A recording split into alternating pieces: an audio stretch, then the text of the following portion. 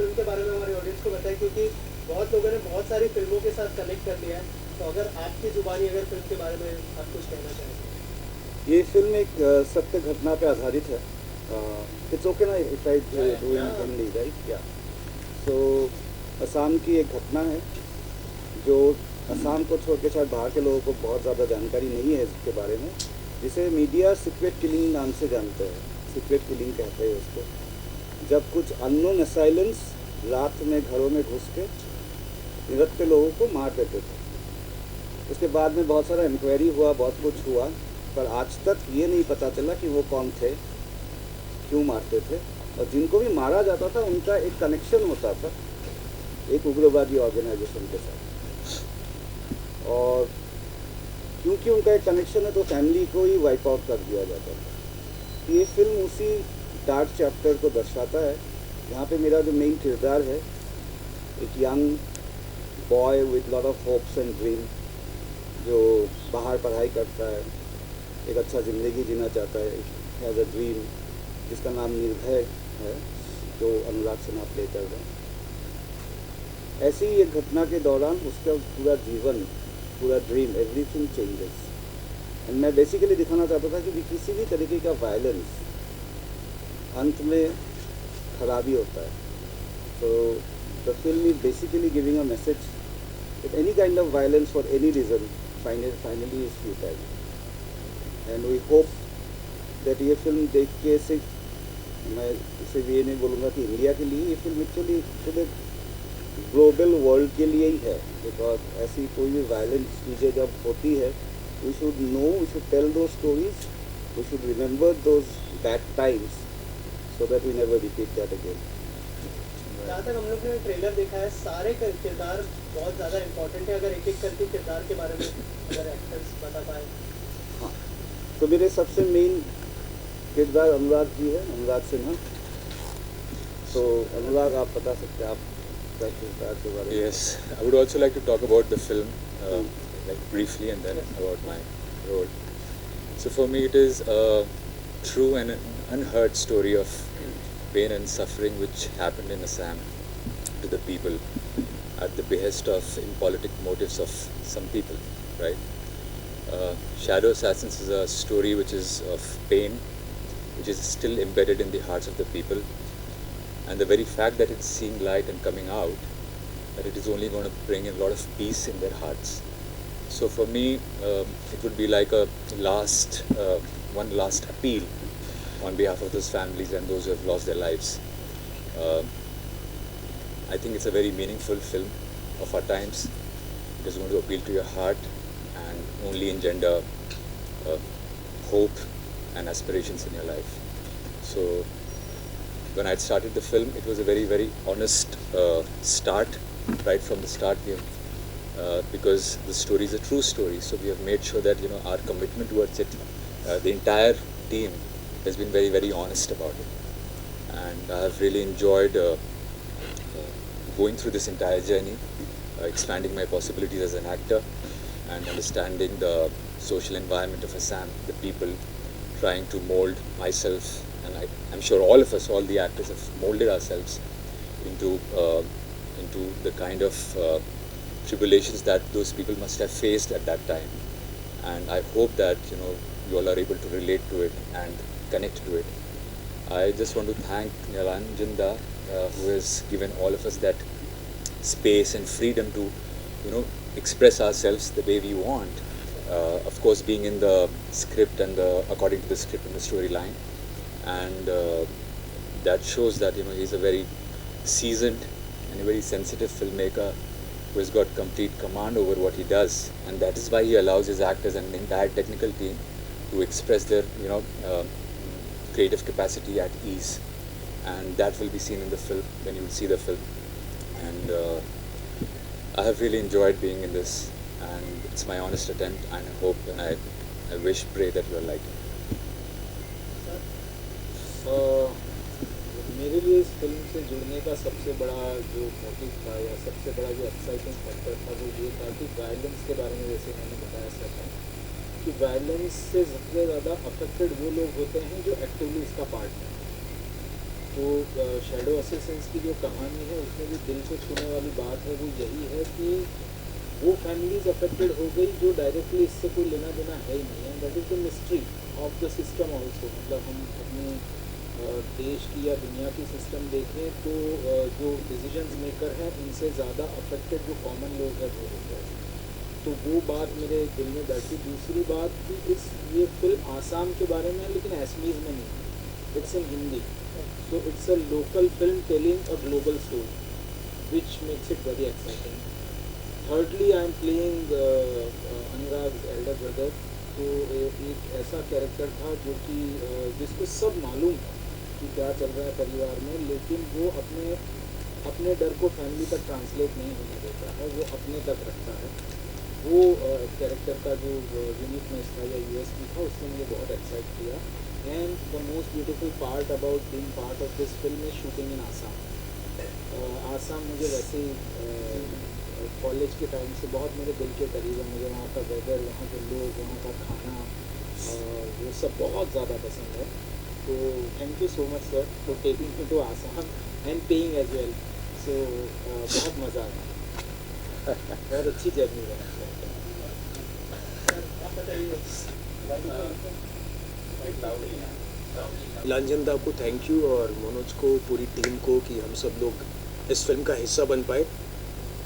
देखिए, एक आर्टिस्ट की जिम्मेदारी होती है कि जब कोई ऐसी जिम्मेदार फिल्म कही जा रही हो तो उसमें भी अगर उसको शामिल होने का मौका मिले, क्योंकि हम सब के सामने जितने हम एक्टर्स हैं, कमर्शियल फिल्म्स ऐसी आती हैं जो कि चाहे वेब सीरीज़ हो या कुछ भी काम हो तो जो हम लोग करते रहते हैं, लेकिन जब कोई एक ऐसी ज़िम्मेदार फिल्म बनाने की कोशिश करे तो हम सब की एक रिस्पॉन्सिबिलिटी ये भी हो जाती है कि हम सब जुड़ें और अपना बेस्ट उसको दे सकें।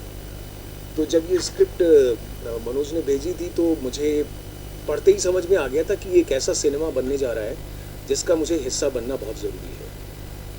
और वो बहुत ही इमीडिएट चीज़ें हुई दोनों तरफ से और ये फिल्म मेरे खाते में आई, जिसके लिए मैं बहुत खुश हूँ।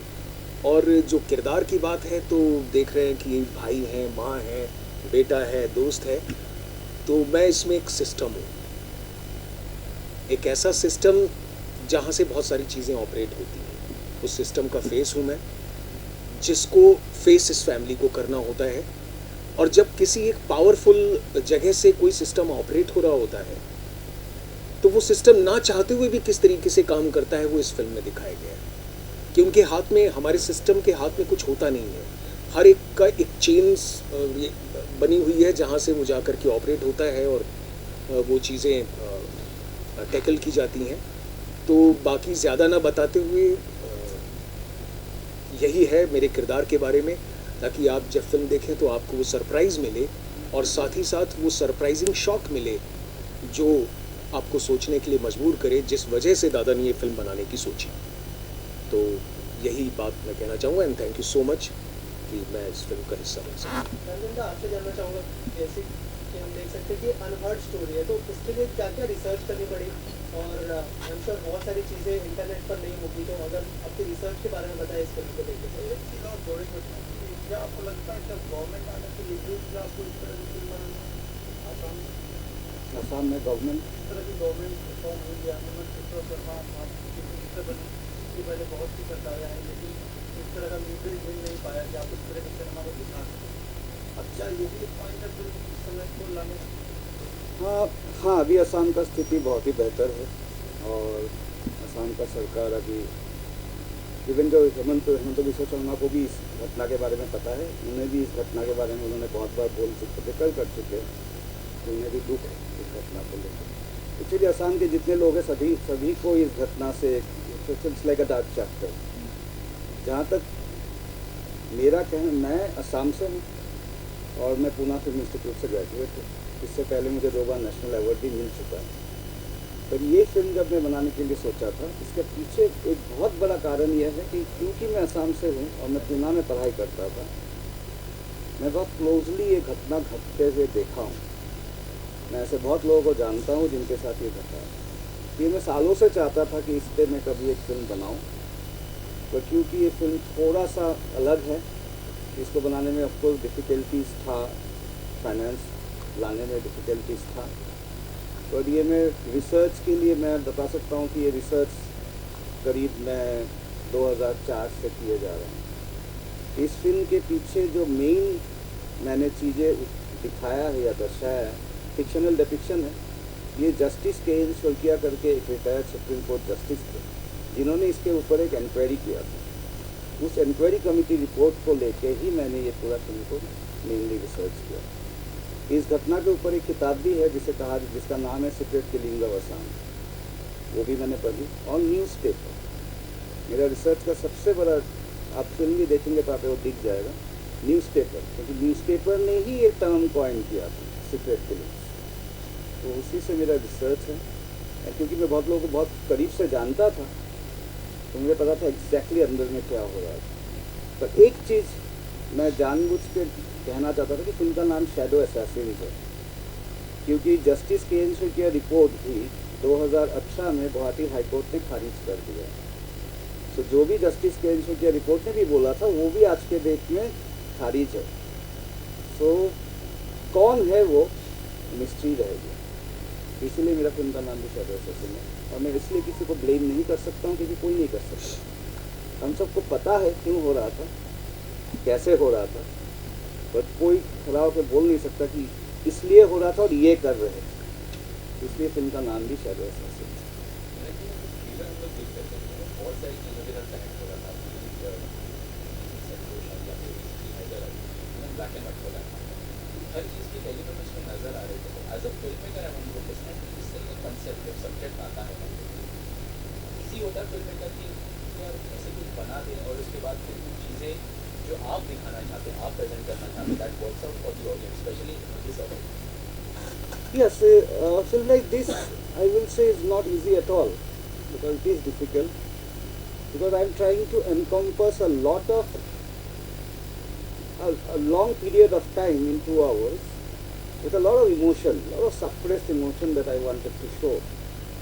So, like the character that Hemanji is playing is actually a character who knows everything, yet he is a control character, because he wants that he is in Assam and his brother who is studying out in Pune, Nirbhay, doesn't get sucked into it. Now to get into that, another important character which is completely fictionalized but becomes very important for me, is the character that Mishti plays. Now he is already pursuing his dream and she wants to pursue her dream. So she also wants to come out. So Assam में 1998 से लेके आप अगर देखेंगे, हम लोग जब पढ़ाई करते थे तब हम स्टूडेंट थे, ज़्यादातर हम लोग असम छोड़ के बाहर आ जाते थे। इधर हम दिल्ली में आ जाते थे या पुणे आते थे पढ़ाई करने। उसका मेन रीज़न ये था कि उस समय माहौल अच्छा नहीं था। अब वैसा नहीं है ऑफकोर्स। तो ये फिल्म बनाते टाइम मेरे को the difficulty was to how to structure it, because I am following 4 years, 1998 to 2001. So ये एक थोड़ा स्ट्रक्चरल प्ले है फिल्म में। तो it has a structural play, linear नहीं है कि अब शुरू हुआ खत्म, जैसे नॉर्मल कहानी होता है वैसा नहीं है। बहुत डिफ़िकल्ट स्ट्रक्चरल भी नहीं है, जैसे कौन सा फिल्म है, मेमेंटो जैसा, वैसा भी कुछ, या गजनी जैसा, या इंसेप्शन जैसा, बट एक स्ट्रक्चरल प्ले है। बहुत कम प्रोजेक्ट्स में हम आपको देख रहे हैं, लेकिन सिलेक्टिव कुछ खास सब्जेक्ट है उसके ऊपर आप वर्कआउट करें, या इसमें भी क्या कुछ आपके तरफ से किसी किया? So I have see the thing is that if I like the story, if I like my role in the script, then I take it, right? In this film especially, I am very much moved by the honesty of the script of a director, and I absolutely relate to the kind of journey these people must have had at that time. So there is a journey of Nirbhay, a transformation of a young man to a rebellion, right? And how his life is affected, how his family is affected, how how he's interacting with different elements of the society. So all of that is, for me as an actor, is a point where I can really bring on my work into the film, and this gives me an opportunity to be a part of it. and it is a true story, and I relate it from my heart, and I would do anything to be a part of a cinema like this. As I said, it's a meaningful film. It's an important film of our times now. Not that I have got no any less love for masala entertainers, but this makes sense. People of this country should watch it and should know about it. And as I said, that the very fact that it is coming out, it will bring in a lot of peace in the hearts of people. That there was something that has happened in our lives and nobody spoke about it. The entire country does not know about it. Now through this film, at least people know about it, that what has happened, and that is one of the reasons which moves me as an actor and makes it more very profoundly intriguing for me to be a part of it. आपसे सवाल है sir, पद्म मिसाल से आप आगे निकल जा रहे हो, स्पेशली आसाम में कैसे कैसे करने की कुछ सोच रहे हैं आप, या फिर लोकल लैंग्वेज में भी कम्युनिटीज के सपोर्ट के साथ सोच रहे हैं? हाँ, असम का एक बहुत बड़ी एडवांटेज ये है कि असम के लोग हिंदी फिल्में देखते हैं, और मैं इस फिल्म को असमीज़ में नहीं बनाने का मेन कारण ये था कि असम का घटना को मैं असम तक सीमित नहीं रखना चाहता था कि शायद पूरा देश देखे, और असम के लोग हिंदी फिल्म देखते पूरा, मतलब उनको कोई दिक्कत नहीं है। तो इसलिए, और ये स्टोरी क्योंकि उनकी है, तो मैं आशा करता हूँ कि असम के लोग तो इसे पसंद करेंगे। मैं आशा करता हूँ कि देश के लोग भी इस फिल्म को पसंद करेंगे, क्योंकि इसे एक इमोशनल कनेक्ट है जो हर कोई उससे जुड़ सकते हैं। और टैक्स फ्री का जो आपने पूछा, तो जहाँ तक मुझे मालूम है असम में एंटरटेनमेंट टैक्स है नहीं, तो एक ऐसी स्टेट है जहाँ पे एंटरटेनमेंट टैक्स है नहीं, तो एनीवे सारे फिल्म में टैक्स फ्री है। सर मेरा ही सवाल आपसे है, जैसा मैंने ट्रेलर देखा, क्या मैं सीधे सीधे ये बोल सकता हूँ कि उल्फा अब जो उग्रवादी संगठन है और सरकार के जो अफसर है उसके बीच की ये जो लड़ाइयाँ हैं वो आप दिखाना चाह रहे हैं? मैं जो दिखा रहा हूँ ये एक ऐसी लड़ाई है कि जो एक उग्रवादी संगठन जिसका आपने नाम लिया, उसी संगठन के कुछ लोग सरेंडर कर लिए थे और वो और एक गुट बन गए थे। इन दो गुटों की लड़ाई थी, जहाँ पे कहीं कहीं पे सिस्टम भी थोड़ा बहुत इन्वॉल्व है, और मैं वही दर्शा रहा हूँ, क्योंकि फाइनली मैं नहीं बता सकता कि किसने किया। And you must watch the film for that. Yes. I will say, wait and watch the film. So, आपसे एक सवाल है कि आपको लगता है कि अभी हाल में फिल्म आई थी कश्मीर फाइल्स और इस फिल्म को ये भी उसी तरह का सिनेमा है, तो क्या आप कनेक्शन पाते हैं? यार मुझे देखो, कश्मीर फाइल्स ना एक it was talking about atrocities on one community, one kind of people. यहाँ पे वो it is not about community, it is about ordinary people जिनकी फैमिली के लोग इन्वॉल्व थे rather in some activities which are violent. तो दोनों फिल्मों के बीच में मुझे तो नहीं लगता है कि कोई कनेक्ट है। एक ही कनेक्ट है कि एट्रोसिटीज़ उनके ऊपर हो रही है जो कि पार्ट नहीं है उस वायलेंस का या वो कॉन्फ्लिक्ट ग्रुप्स का। तो ये एक मात्र कनेक्ट है, बाकी और कश्मीर फाइल्स का और इस फिल्म के सब्जेक्ट पॉइंट ऑफ व्यू से कोई मुझे कनेक्ट होता है। आपका क्या मतलब ये फिल्म आपके पास है? मैंने जैसे पहले बताया, ये फिल्म जब मेरे पास आई तो सबसे पहले जो बात मुझे जो हमेशा एज एन आर्टिस्ट हमेशा जो एक्साइट करती है वो ये करती है कि ये चीज़ दिल को कितना छू रही है। तो मान लीजिए कि मैं गुजराती परिवार से हूँ, मेरी फैमिली का कोई बंदा पास्ट में कहीं पे इन्वॉल्व था और मेरी फैमिली को आकर मार दिया गया, तो अगर ये कहानी मैं सुनूंगा या कोई और सुनेगा तो उसको कितना दर्द होगा।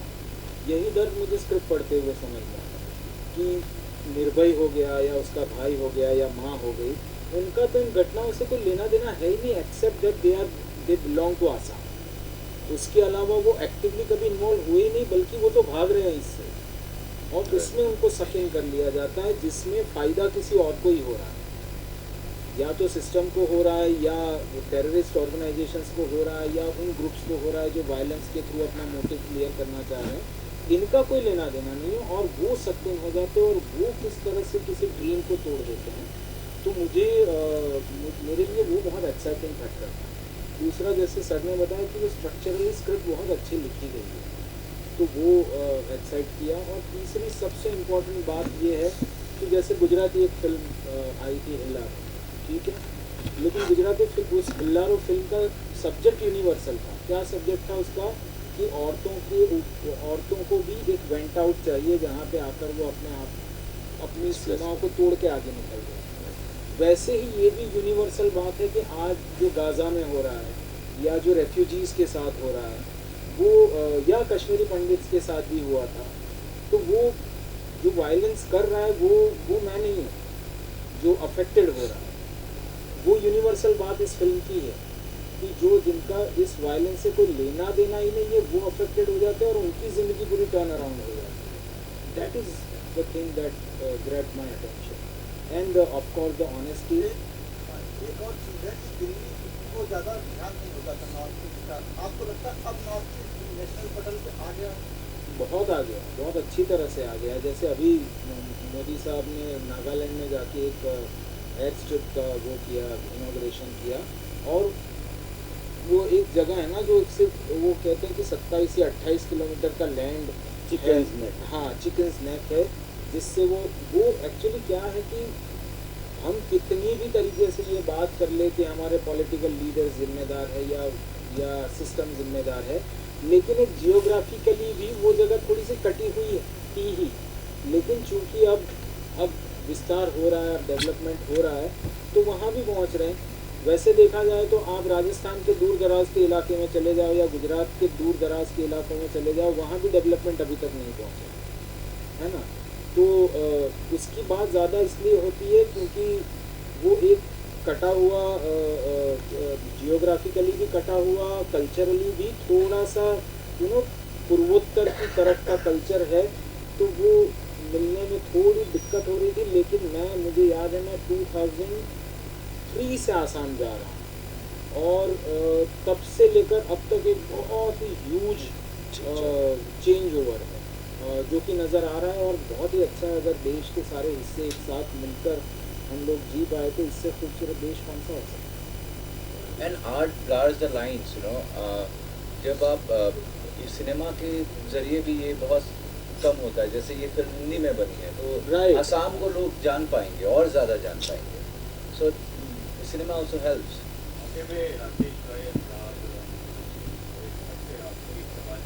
आप लोग कॉमर्शियल फिल्म का हिस्सा रहे और ऐसे सिनेमा का कॉन्टेंट ड्रिवन सिनेमा का भी हिस्सा है, तो डायरेक्टर साहब से पूछना चाहूँगा, बड़े प्रोडक्शन हाउस जो फूड लेके हम सेलिब्रेट करते हैं हम सोसाइटी का आइडल, वो क्यों नहीं ऐसे मेहनत करते? और दूसरा, जब आपके पास रिसोर्सेज कम होते हैं लेकिन सिर्फ आपका एक खरीद होता है आपकी स्क्रिप्ट पे, आपके डायरेक्टर पे, अपनी टीम पे, तो कम रिसोर्सेज के साथ ऐसी फिल्म को कैसे आपको?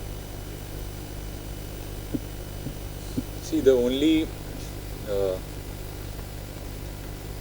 only way for a cinema to work, for a script to work, according to me, is how honestly committed you are to it. So वो वाली बात है कि मैं अकेला ही निकला था सफ़र पे, लोग जुड़ते गए, कारवां बनता गया, तो वैसी वाली बात है। तो ये पूरा it is about your will, and I truly respect the will to make a film, whether it is a commercial film or but personally I do not segregate between commercial cinema and a cinema. For me it is cinema, and how true you are to it is what is important. So you can be true to your masala entertainer also, and like any other film, but if you are committed and if you know that this is a film that I want to make and I'm true to what I want to express, then things happen. People come and we can make a film and we can present a film like this. So my congratulations to the production house and Nilanjan Da for taking this courageous step and to get the story out and let all of us come together as a team and be a part of it. That's what I feel. And I must mention that this film is actually financed by 2 companies from Singapore, which is very interesting because I think this is from Singapore the first Bollywood movie officially produced, financed. And तो ये तो commercial cinema से बड़ा commercial हुआ क्योंकि बाहर का पैसा यहाँ की इंडस्ट्री में लाया जा रहा है। Right. बट जो आपने सवाल पूछा ना बहुत इम्पोर्टेंट और बहुत ही अच्छा सवाल है कि जो बड़े प्रोडक्शन हाउसेज है जो मसाला फिल्में बनाते हैं वो ऐसी फिल्मों को क्यों बैक नहीं करते हैं। मुझे ऐसा लगता है कि जो वो हमारी ही सीरीज़ का डायलॉग था कि रिस्क है तो इश्क है ना। तो इतना बड़ा जब इतने बड़े स्टार्स को, इतने बड़े क्रू को आप इतना सारा पैसा लगा रहे हो, तो आप ऑब्वियसली सेफ गेम खेलना चाहते हो। ऐसे सब्जेक्ट्स जो क्या होता है कि मुझे नहीं लगता है कि कोई भी फिल्म बनने से पहले कोई भी दुनिया का कोई माइका लाल पेपर पे लिख के दे सकता है कि this is going to work. तो जो बड़े प्रोडक्शन, जो कमर्शियल फिल्में बनाई जाती है, जिसमें एक तो ये चीज़ होती है कि गैलरी को, यानी कि ऑडियंसेस को हम एंटाइज कैसे करें और उनको एंटरटेन कैसे करें, क्योंकि जो फिल्म फैटर्निटी के लोग हैं उनके लिए फिल्म एक साइंस है, लेकिन जो ऑडियंस आ रही है उसके लिए 3 घंटे का एंटरटेनमेंट। तो वो 3 घंटे का एंटरटेनमेंट सैराट जैसा होगा या फिर वो किसी और रक्षाबंधन जैसा होगा, वो बाद में डिसाइड होता है। तो वो तब मान के चलते हैं कि अभी हमने इतना पैसा लगाया है, इतने स्टार्स, इतनी सारी चीज़ें, इतने रिसोर्सेस लगाए हैं, तो वो कम से कम रिटर्न आ जाए। तो इसलिए जब ऐसा सब्जेक्ट होता है, क्योंकि ऐसा सब्जेक्ट बताने के लिए आपके अंदर एक तो करेज चाहिए, क्योंकि सच्चाई बोलने के लिए करेज चाहिए ही चाहिए। हमको सब मशी चीज़ें दिखाई जाती हैं, हम खुश हो जाते हैं, सीटी वीटी तालियां बजा के आ जाते हैं। लेकिन जो फिल्म आपके साथ रह जाए, फिल्म तो तब कहते हैं ना, बड़े फिल्म मेकर्स कहते हैं फिल्म तब शुरू होनी चाहिए जब वो ख़त्म हो जाए, तो आपके दिमाग में चले। ऐसी फिल्म बनाने के लिए थोड़ा सा रिस्क, थोड़ी सी मेहनत और थोड़ा सा जो चल रहा है उससे हट के, अभी बहुत बायोग्राफीज ही बनती रहेगी, देखना अगले 3, 4, 5 साल, क्योंकि कोई करना ही नहीं चाहता नया। जब कोई कुछ नया करेगा, जैसे आपको मैं 2-3 फिल्मों के एग्जाम्पल देता हूँ। सत्या जब आई थी तब सत्या जैसी फिल्में नहीं बनी। जब दिल चाहता है आई थी तब दिल चाहता है जैसी फिल्में नहीं बनी। तो जब कोई ऐसा काम करेगा, अब जब आप भेड़ चाल से हटके कुछ करने के लिए जाओगे तो जनता आपको रोकेगी, उसको कोई बैक नहीं करना चाहता। तो आई एम वेरी हैप्पी कि कम से कम हमारे देश के लोग नहीं, लेकिन बाहर से तो लोग बैक कर रहे हैं। और मुझे ऐसा लगता है कि आज का समय ऐसा आ चुका है जहां आदमी अपनी पूरी ब्रेवरी के साथ अपने ऊपर भरोसा करते हुए जो कहानी सुनाना चाहेगा, अगर उसमें दम है, वो दिल को छुएगी, तो वो कहानी लोगों तक पहुंचेगी किसी भी तरीके से। जैसे अपने पास ये इतना बड़ा जमतारा का एग्जाम्पल, कौन था उसमें, कोई नहीं जानता था, लेकिन क्या काम कर गया। स्कैम में हमको कौन जानता है, and it work because that story was told from heart. So मुझे लगता है कि एक जैसे सैराट एक बहुत बड़ा एग्जाम्पल मैं बार बार कोट करता हूँ कि छोटे बजट में बनी हुई फिल्म कितना बड़ा कमर्शियल रिटर्न देकर गई। तो मुझे लगता है वो जब रास्ता चुनना चाहेगा तो इंडस्ट्री उसको बैक नहीं करेगी, लेकिन अगर आदमी टिका रहेगा तो हो तो जाएगा।